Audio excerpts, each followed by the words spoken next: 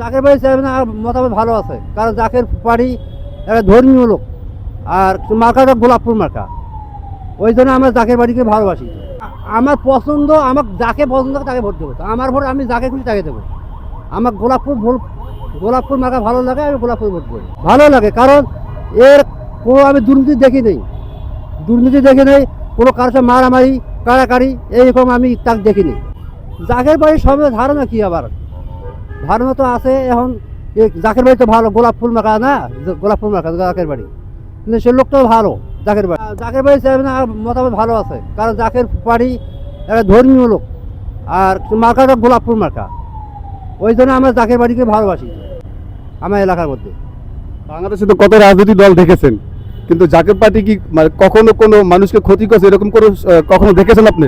না কোনোদিন আমি দেখিনি, আমার জীবনে কোনোদিন আমি দেখি নাই। আমার বয়স প্রায় 49 বছর, আমি দেখি নাই। গোলাপ ফুল মার্কা জাকের বাড়ি আমি ভালোবাসি। হ্যাঁ, ক্ষমতা দেখতে চাই, জাকের বাড়ি ভালো লোক, ক্ষমতা দেখতে চাই। হ্যাঁ, গোলাপুরে ভোট দেবো, গোলাপপুর ভোট দেবো।